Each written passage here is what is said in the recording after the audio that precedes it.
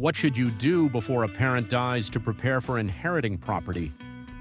Before a parent dies, the first step is to confirm how the property is titled, review the estate plan, and make sure the intended transfer tool is actually completed. A properly funded revocable living trust can often help the house avoid probate, and a transfer on death deed can also help in states that allow it when it is prepared and recorded correctly. I'm Rhett Fruitman, co-founder of Inherited Property Match. My background includes City Private Bank, CBRE, and helping families navigate inherited property sales across the country. This is general information, not tax, legal, financial, or real estate advice. Before you change title, transfer property, or sell inherited property, speak with a CPA, and when probate, trust administration, or estate planning is involved, an estate or probate attorney. The reason this matters is simple. Title, authority, taxes, insurance, and family expectations all become harder to fix after death. The question to start with is, what does the deed say right now? Why does preparing before death matter so much? Preparing before death matters because it keeps heirs from guessing about authority, taxes, insurance, and family decisions during a crisis. When there is no plan, the family may not know who can sign documents, who pays the bills, or whether the house must go through probate. Can heirs sell the house right after a parent dies? Heirs can sell only when the right person has legal authority to act, such as a successor trustee under a funded trust or a personal representative appointed through probate. Without that authority, the sale can stall even if everyone agrees. Planning ahead also reduces conflict. Probate can take months, sometimes longer, and the property still needs insurance, utilities, security, taxes, mortgage payments, HOA dues, and repairs while the family waits. The earlier those responsibilities are discussed, the less likely the house becomes a source of sibling conflict. What should families talk about before inheriting property? Families should decide before death whether the property will be kept, sold, rented, or transferred to one heir through a buyout. If nobody talks about that choice ahead of time, the decision usually gets made under pressure after the parent dies. The property owner, the likely heirs, and the estate planning attorney should all understand the plan. The practical questions are simple but important. Who wants the house? Who can afford the carrying costs? Who will manage repairs? And who has the final say if the family disagrees?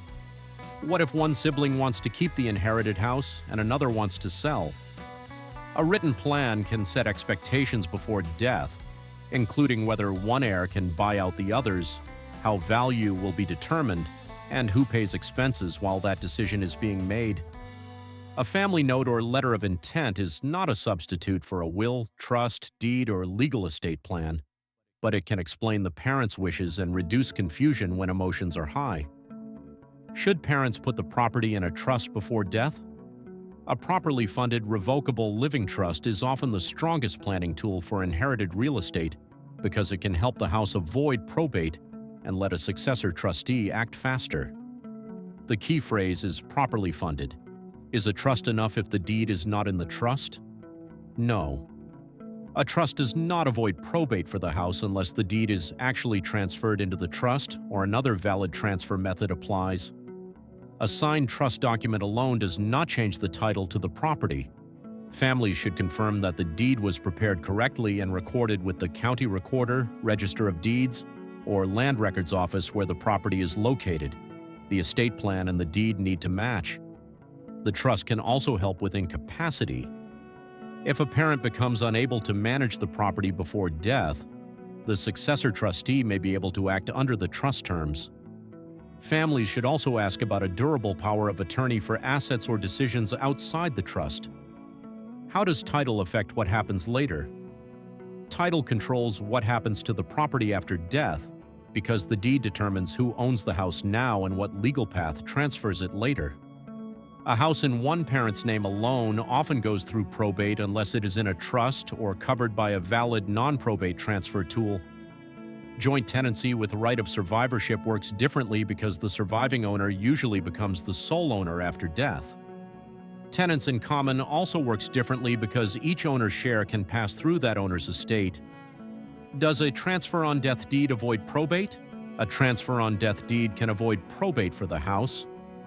In states that allow it, but it has to meet that state's requirements and usually must be recorded before death in the land records office where the property is located. In community property states, title can affect whether a surviving spouse may receive a full step-up in basis on community property. That is a CPA question before anyone changes the deed. What tax issues should families review before death? Families should review stepped-up basis, lifetime gift consequences, property tax reassessment risk, and possible state-estate or inheritance taxes before anyone changes title. The biggest federal tax concept is stepped-up basis. Stepped-up basis generally means inherited property receives a tax basis equal to fair market value on the date of death, or an alternate valuation date if the estate properly elects one. That can greatly reduce capital gains tax if the heirs sell after the parent dies. Does gifting a house before death affect stepped-up basis? Yes, it can. If a parent gives the house to a child during life, the child often keeps the parent's tax basis for gain purposes, which can create a much larger capital gains bill later. Should a parent add a child to the deed before death? Not without attorney and CPA review. Adding a child during life can create tax, creditor, divorce, mortgage, Medicaid control, and family conflict problems, and it may reduce the benefit of stepped-up basis. The family should also ask whether a transfer could trigger property tax reassessment and whether the state has estate tax or inheritance tax rules. Those rules vary by state, so do not rely on a national shortcut. What documents should families gather now? Families should gather the deed, trust, will, durable power of attorney, mortgage records, insurance policy, tax bills, HOA documents, improvement records, and professional contacts before the death. When a parent dies, nobody wants to spend days searching for the paperwork that proves authority, ownership, debt, and value. What documents do heirs need for an inherited house? At minimum, they need the deed, the estate planning documents, loan and lien information, insurance details, property tax records, HOA records if there is an HOA, and records of major improvements. Those improvement records matter because they may help support tax basis. After death, heirs may also need a date of death valuation or appraisal to document the property's fair market value. The family should also call the insurance agent before the house becomes vacant. Standard homeowner coverage may not fit a vacant, estate-owned or trust-owned property, and a coverage gap can become expensive fast.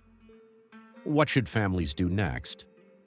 The next step is to pull the deed, confirm the estate plan, check whether the trust or transfer on death deed is actually complete, and organize the documents in one accessible place. Those steps make the inheritance process easier before the family is under pressure. Start with title. Then review the trust, will, durable power of attorney, insurance, mortgage, tax records, and family plan. If anything does not match, fix it while the parent can still sign documents and answer questions. If you inherited property and need help finding a broker who understands estate-related sales, Inherited Property Match can connect you with a vetted broker experienced with inherited property. The match is free.